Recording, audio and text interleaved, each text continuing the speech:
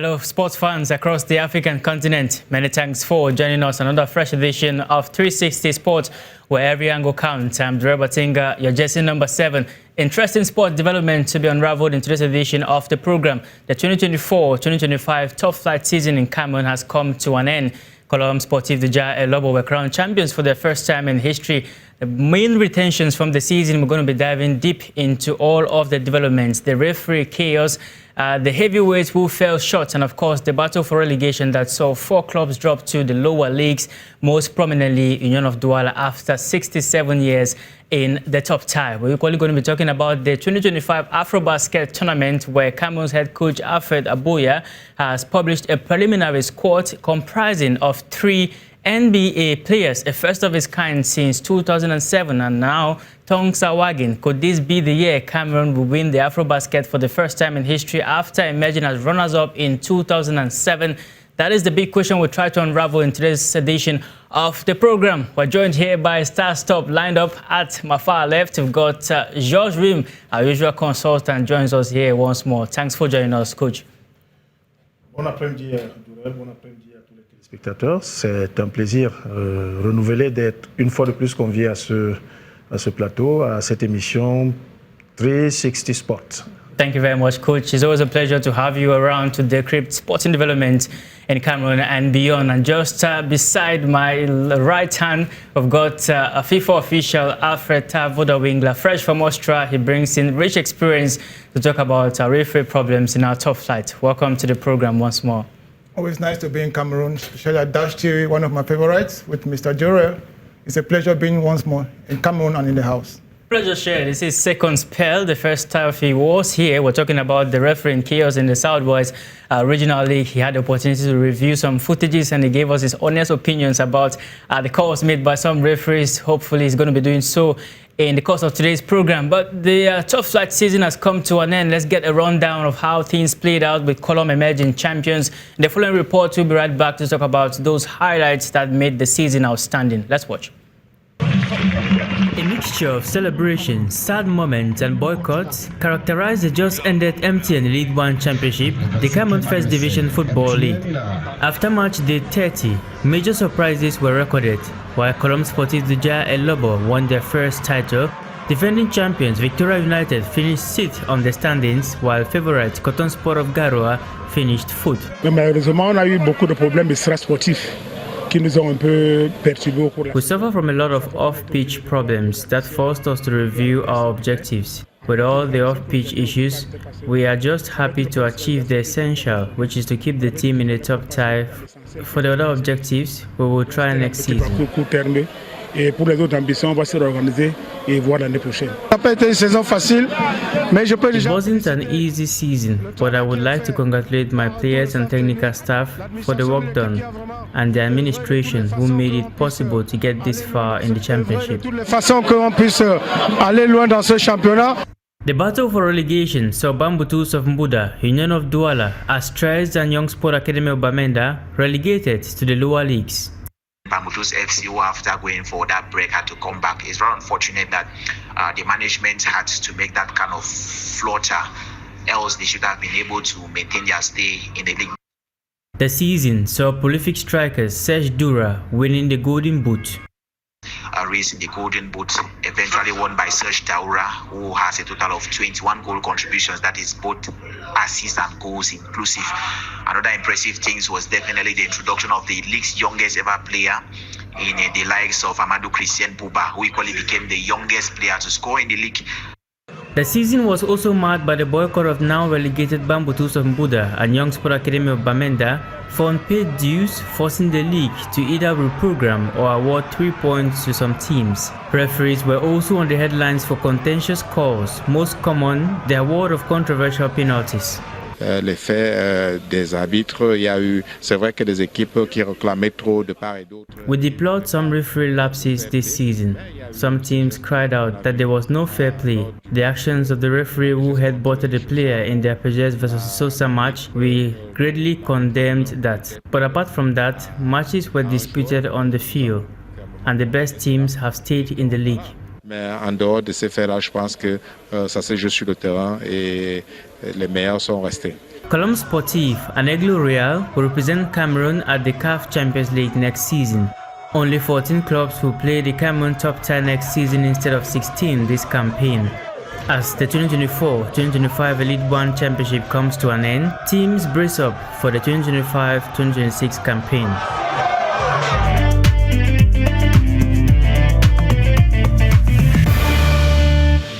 Colorful scenes there. Colombe champions of Cameroon 2024-2025, a huge season that has been nothing short of brilliant for some teams and controversial for others. First up, Coach George Rim, what did you make of this season compared to the previous season where we had Victoria United emerging champions for the first time in history as well? Now we have Colombe this season.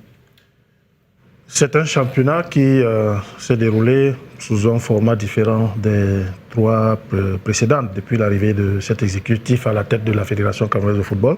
Right. On se souvient que les 3 premières saisons de cet exécutif, c'était un format en 2 poules, et au terme desquels le champion était connu et les équipes reléguées à l'issue des playoffs organisés, playoffs up et playoffs down. Cette saison, comme je l'ai dit, ça s'est passé différemment. C'était un championnat à poule unique avec 16 équipes. 16 équipes, parmi lesquelles 4 étaient appelées à faire valoir leurs droits désormais en Elite 2, ce qui est le cas de Bamoutos, de l'Union sportive de Douala, des Astres de Douala et bien évidemment de Yon Sport Academy de Bamenda, déclaré forfait général. Je vais d'abord noter que c'est la 4e saison de suite que le championnat se déroule sans interruption.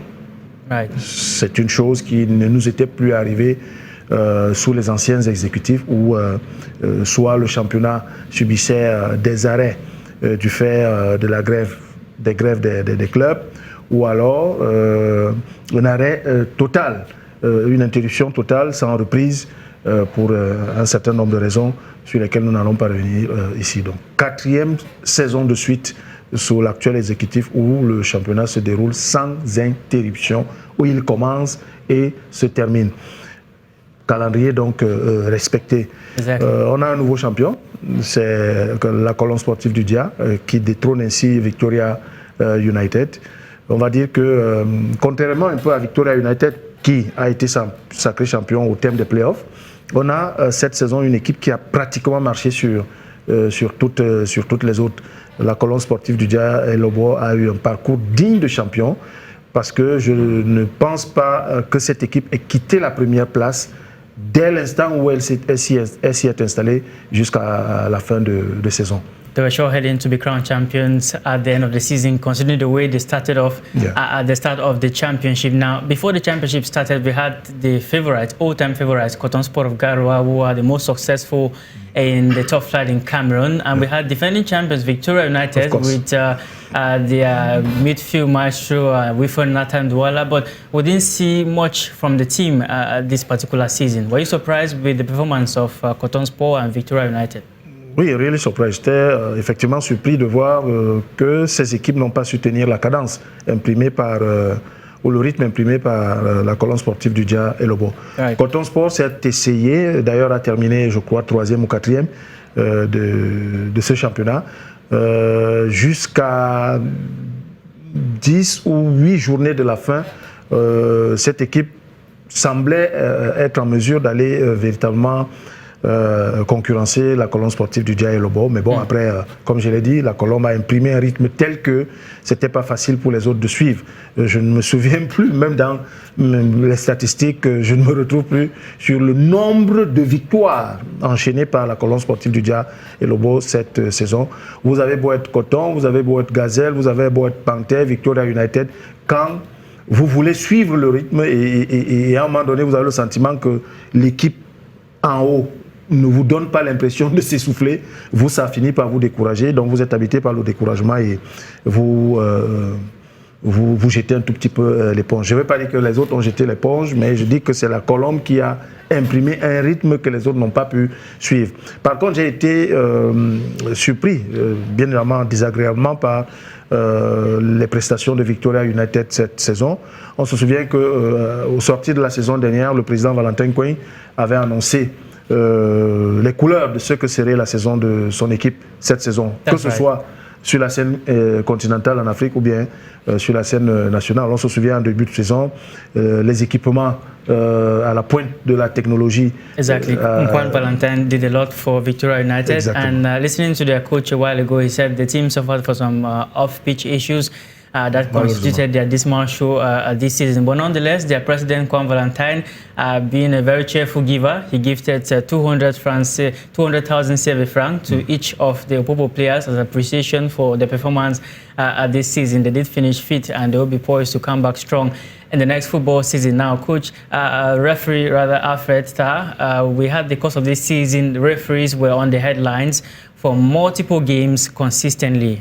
Most often controversial penalties, referees being attacked or referees attacking players in retaliation for some contentious calls.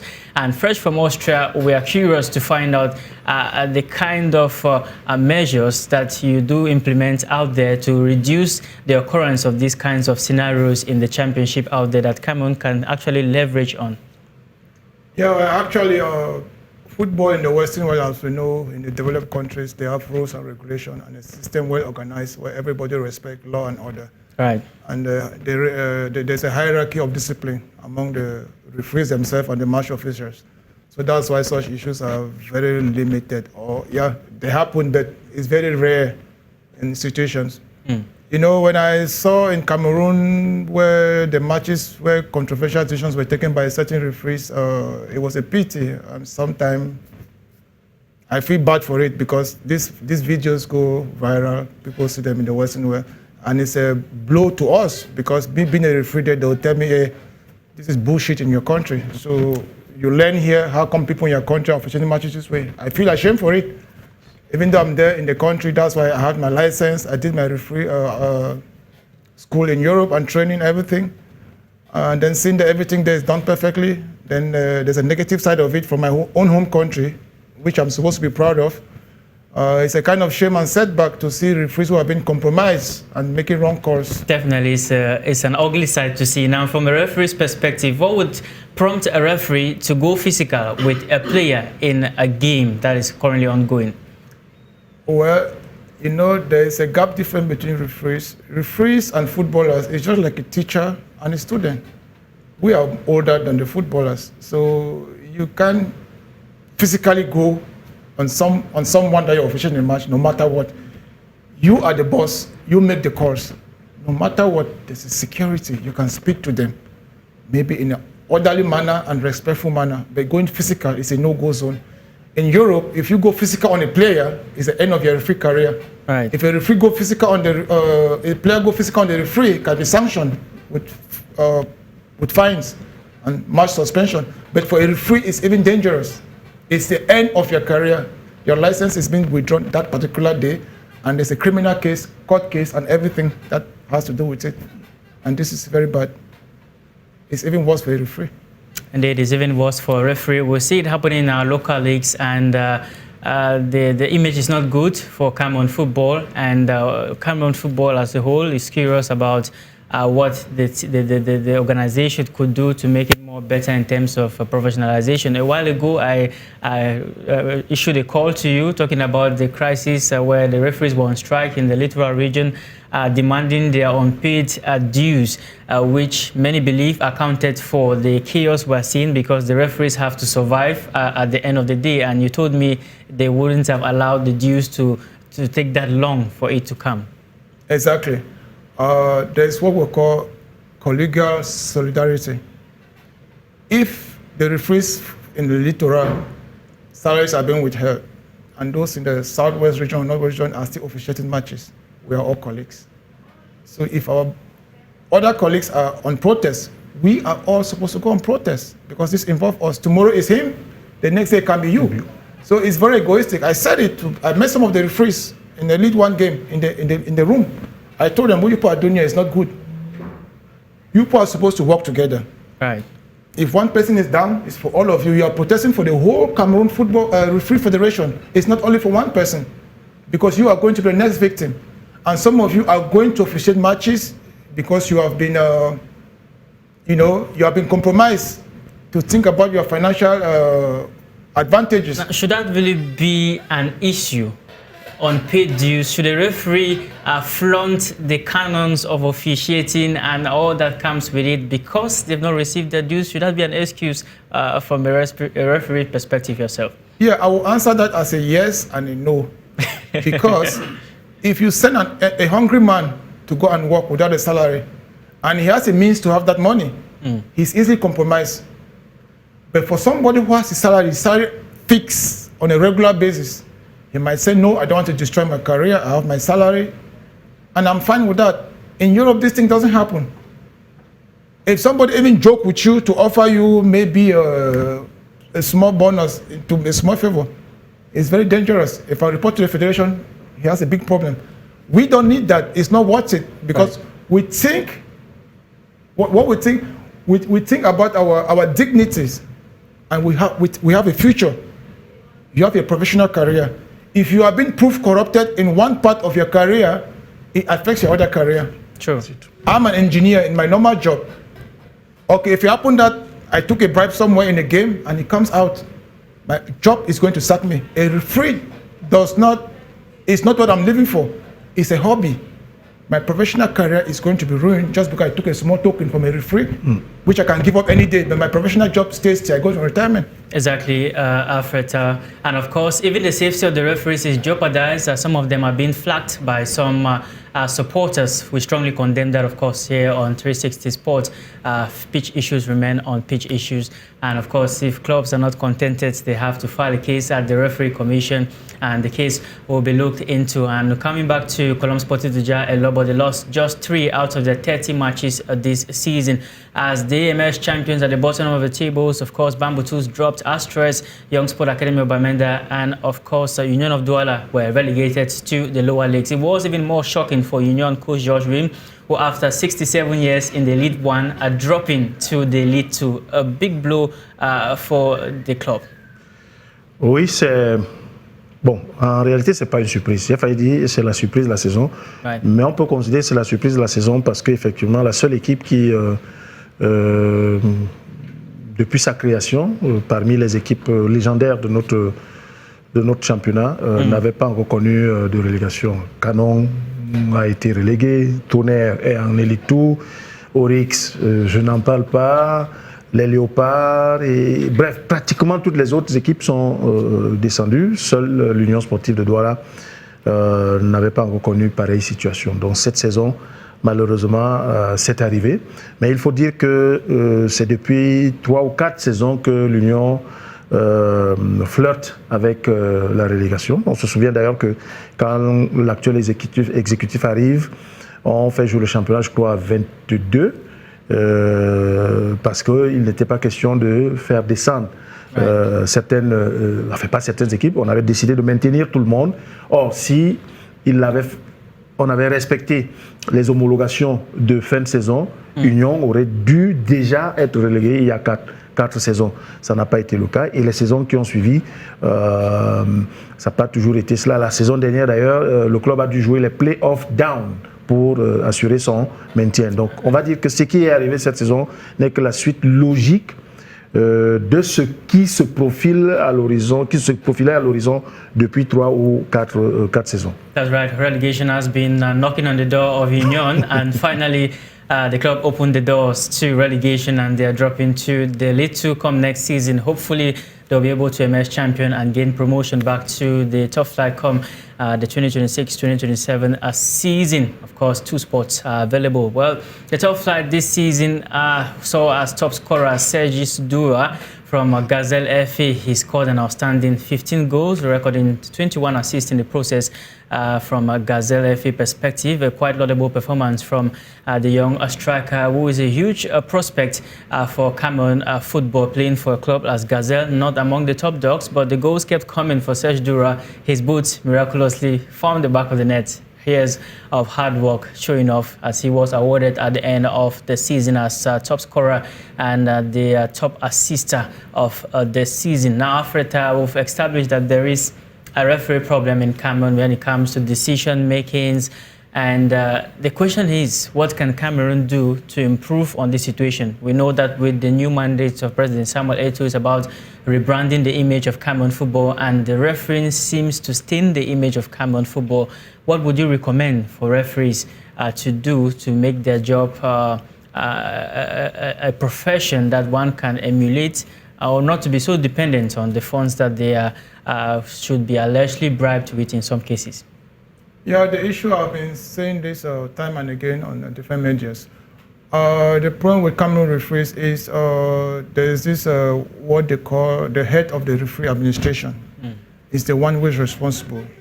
The organized matches have been organized by FECAFOOT and handed over to the referee federation. And the referee federation decides which referee to go on which particular matches. Right, Central Referee Commission headed by President Foku Kamga. Yeah, the issue is I noticed that there are certain referees that have been so often, repeatedly in particular matches. This is not called for, because this gives you a sense that is favoritism from the department, from the head of the department of the referee. You can't have, say, about 300 referees and you have a particular group of referee or a particular person that officiates very important matches week end to another. I even heard that there are referees that officiate 3 matches in a week. Exactly. So as a recommendation, reduce the it's number of not matches. possible. A referee is able to officiate just 1 match per week, maximum of 4 matches or 5 in a month. Okay. And then, because Cameroon referee system is a bit confusing. In Europe, a central referee is also an assistant referee. This is how it functions. If I'm a referee today, Saturday, for example, on Sunday, I'm the assistant to another referee. And if I'm a referee on Saturday, there's another referee who's assistant to me, who's a referee for the next day, another game, not the particular persons. We are scattered in different cities, different clubs. And you can officiate 2 matches on a weekend. Mentally, it's not recommended. And physically, it's not possible. That is why some of them make these wrong calls, because they are psychologically not fit to handle 2 matches on a weekend, like Friday and Saturday. Exactly. Now, the point is valid. Josh wants to add. Yes, I want to make some precision. Okay. You know that some referee strike, so there were not too much referees remaining to officiate the league games. They had to use 1 referee officiate multiple games. Yes. I think those were the... And this is the reason Mr. Foku Kamga gave, and I think that is true. You know that there are some referees who have decided to strike. Right. So with the small remaining amount, they were obliged to do. They have to do with what they have. Yeah. Now, in the case where these calls are made in the pitch, you recommended the previous time of going to the linesman to ask, since we don't have video assistant referees in the league. Oh, exactly. This is what I'm talking about, because as I'm speaking right here, I've spoken with the head of referee federation in Southwest and the regional league president, Mr. Ndazo. I brought some referee sets to donate to them. And they have invited me to officiate a friendly match. A friendly match as a good gesture to welcome me in order to show them how these things operate and function. Right. When the referee is there, he's not the sole decision maker when the match is concerned. He has about 60%. The 2 assistants had 30%. So in this case, a referee is always, wherever there's doubt, when there is doubt, you don't make decisions from nowhere. You have your communication headset. You speak to your assistant. Is there any action? Is there anything you saw? What do you recommend? If the referee is not sure, maybe he was being obscured by a player or by the action, you ask your assistant. If your assistant says it's a penalty, there's a handball that you could not see, then it's a handball. It's a penalty. If the referee says no, if the assistant says it was not a handball, it was not intentional, then you let the game go. But making wrong calls based on sole decision just because the players are very clever. They make those false maneuvers in order to deceive the referee. They're very tricky. If you fall for it, then you are not a good referee. That's why you have this communication system to keep you in constant communication with both assistants, to ask them, "What did you say anything different from what I saw?" And the game goes on very smoothly, because we are communicating while we're officiating. That's right. Thank you very much, Alfred. Of course, referees need to get to the other assistant referees to find out their take about a particular action before they make decisions, given that we don't have video assistant refereeing just at the moment. We don't have replay monitors for the actions to be replayed for the referees. It will go a long way to reduce the number of wrong decisions that our referees make in the top flight. Many thanks for that recommendation. Now we're going to fast forward quickly to the next topic of discussion today, the AfroBasket 2025. 3 NBA players, Yves Missi, Christian Koloko, and of course have been pre-selected for the AfroBasket. Let's take on this report filed by Mary Ashley Munga. I will talk briefly about it. The Cameroon men's basketball team is gearing up for the highly anticipated AfroBasket 2025, scheduled to take place in Angola. Alfred Aboya has announced the pre-selections of 15 players, including 3 NBA players, Yves Missi, Christian Koloko, and Ulrich Chomche. These talented players will be crucial in Cameroon's quest for the title. Ces 3 joueurs qui évoluent principalement poste de pivot. These 3 players who evolve mainly in the pivot position are indeed completing the Cameroon team that lacked efficiency at the level of this position. We saw players like Paul Ebua, who were not pure pivot, who tried this Cameroon team in this position. Now we have business pivots with NBA experience. I think that the effect of Cameroon is indeed going as a favorite to the final victory. In the meantime, we expect that during the internships and automatisms will be created. Koloko, Chimche, Messi are very good basic defenders first. Messi is also very good in defensive assets. So I think they are actually ready for this competition. And the Democratic Republic of Congo. AfroBasket 2025 promises to be an exciting tournament with top teams from across Africa competing for the title. With their strong pre-selections and NBA players,